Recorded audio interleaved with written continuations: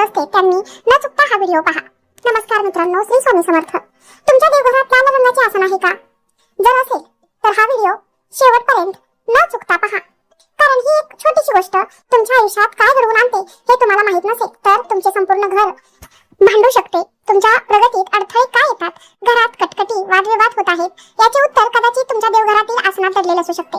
चला तर मग जाणून घेऊया देवघराचे नेमके महत्त्व काय आहे। नमस्कार। आपल्या हिंदू संस्कृतीत घराचे हृदय म्हणजेच आपले देवघर। देवघर कितीही मोठे असो किंवा छोटे, तिथली सकारात्मक ऊर्जा ही देवघरातून प्रभावित होत असते। देवघर हे केवळ मूर्ती ठेवण्याची जागा नाही, तर ते घराची ऊर्जा केंद्र आहे।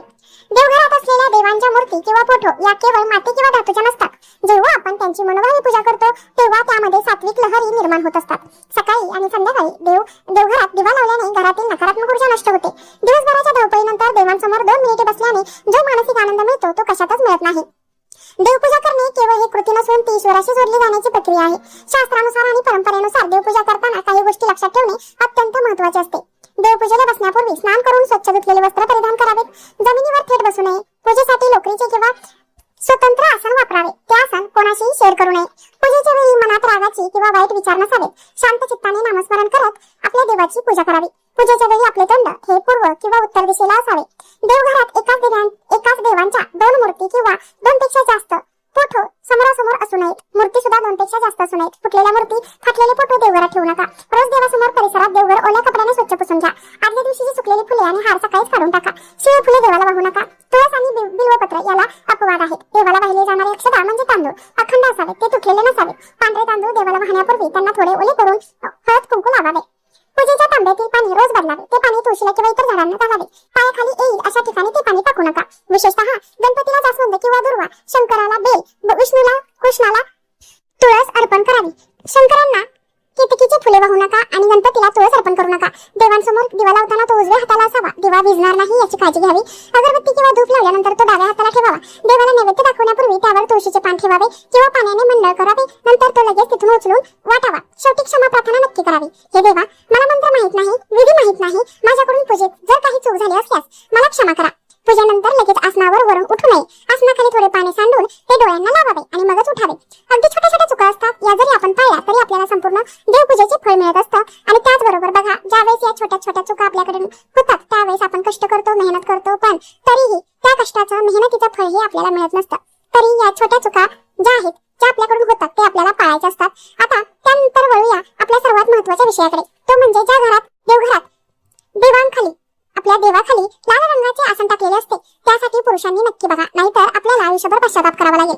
त्याचबरोबर जर तुम्हाला हा व्हिडिओ आवडला असेल तर व्हिडिओला लाईक करा, चॅनलला सबस्क्राईब करा आणि कमेंट बॉक्समध्ये जय माता लक्ष्मी लिहायला अजिबात विसरू नका, जेणेकरून माता लक्ष्मीची तुमच्या कुटुंबावर, मुलांवर अगदी भरभरून अशी कृपा होईल। देवघरात देवांच्या मूर्ती किंवा फोटोखाली कापड म्हणजे आसन ठेवणे हे केवळ सजावट नसून त्यामागे खोल धार्मिक, शास्त्रीय आणि आध्यात्मिक कारण आहेत। शास्त्रीय दृष्टिकोनातून विचारतील तर जेव्हा आपण देवांची पूजा करतो, मंत्र जप करतो किंवा दिवा लावतो तेव्हा तिथे एक विशिष्ट प्रकारची सात्विक ऊर्जा निर्माण होते। जर तुम्ही थेट जमिनीवर किंवा एखाद्या कापडावर ठेवली तर ती ऊर्जा जमिनीद्वारे शोषली जाऊ शकते। कापडाच्या आसनाला ऊर्जेला धरून ठेवण्याचे आसन काम करते, ज्यामुळे देवघरातील सकारात्मक ऊर्जा टिकून राहते। आपल्या घरी जेव्हा एखाद्या सन्माननीय पाहुणा येतो तेव्हा आपण त्यांना थेट जमिनीवर बसवत नाही, तर सतरंजी किंवा सोफ्यावर बसवतो। देवतांचा मालक आहे, त्यांना सन्मान देण्यासाठी आणि त्यांच्याबद्दलची आपली भक्ती व्यक्त करण्यासाठी आपण आसनाचा वापर करत असतो। बऱ्याचदा देवांची मूर्ती पाषाण धातू किंवा मातीच्या असतात। थेट जमिनीच्या संपर्कात आल्यास त्या आर्द्रतेमुळे त्या काळवंडू शकतात किंवा त्यांना गंज चढू शकतो। कापडामुळे पोठो घासण्यापासून वाचतो आणि काचेला तळे जाण्याची देखील शक्यता कमी असते। बघा, आसनाच्या रंगाचा आपल्या मनावर आणि वातावरणातही मोठा परिणाम होतो। देवघर हे घराचे सर्वात पवित्र ठिकाण आणि असे कापड अंथरल्यामुळे मूर्तीच्या खाली धूळ साचत नाही। हे कापड वेळोवेळी धुता येते किंवा बदलते, त्याच्यामुळे देवघरात नेहमी चैतन्य आणि ताजेपणा जाणवतो। कापड सुती किंवा रेशमी वापरावे। आसन फाटलेले, ते मळलेले किंवा जळकटलेले नसावे। दर 15 दिवसांनी किंवा महिनाभराने ते नक्कीच बदलावे, शुभ मानले जाते। नवीन आसन नक्कीच 15 दिवसांनी किंवा महिन्याने तुम्ही देखील बदलायचे असते। त्यात कुलदेवतेच्या आवडीनुसार किंवा वारांप्रमाणे तुम्ही आसनाचा रंग जो आहे तर तो बदलू शकता। आता सर्वात महत्त्वाचं ते म्हणजे ज्या घरामध्ये देवघरात आपण लाल रंगाचे आसन टाकलेले असते, म्हणजेच वस्त्र टाकलेले असते, तर त्यांनी बघा नेमकं तुमच्यासोबत काय घडत असते। जर तुम्ही देवाची सेवा करत असाल किंवा हनुमंताची उपासना करत असाल तर लाल रंग अत्यंत शुभ मानला जातो। परंतु जर तुमच्या कुंडलीत मंगळ असेल किंवा घरामध्ये विनाकारण वाद होत असतील तर अति लाल रंगाचा वापर चुकीच्या पद्धतीने केल्यास त्याचे परिणाम उलट होऊ शकतात. लाल असं आसन नेहमी असावे, पण ते स्वच्छ असावे. फाटलेले किंवा मळलेले लाल रंगाचे आसन दारिद्र्य त्याला निमंत्रण देते. जर तुम्ही नियमांचे पालन केले नाही तर घराची शांतता भंग होऊन आर्थिक नुकसान होऊ शकते. म्हणूनच म्हटले जाते की योग्य माहितीशिवाय केलेला बदल घर बरबाद करू शकतात. लाल रंगाचे आसन शुभ मानले जाते, पण ते कोणासाठी आणि कधी वापरावे याचे काही नियम आहेत. लाल रंग शुभ मानला जातो कारण शास्त्रानुसार हा रंग शक्ती, चैतन्य आणि मंगलतेचे प्रतीक आहे. लाल रंगामुळे देवघरातील सकारात्मक ऊर्जा टिकून राहण्यास मदत होते. श्री गणेश, देवी दुर्गा आणि हनुमानजी यांच्या पूजेमध्ये लाल रंगाच्या सर्वोच्च प्राधान्य दिले आहे. जर तुमच्या देवघरात या देवांची मूर्ती असेल तर लाल रंगाचे आसन अतिशय उत्तम ठरेल. पण कधी हे आसन लाल रंगाचे असे टाकू नये.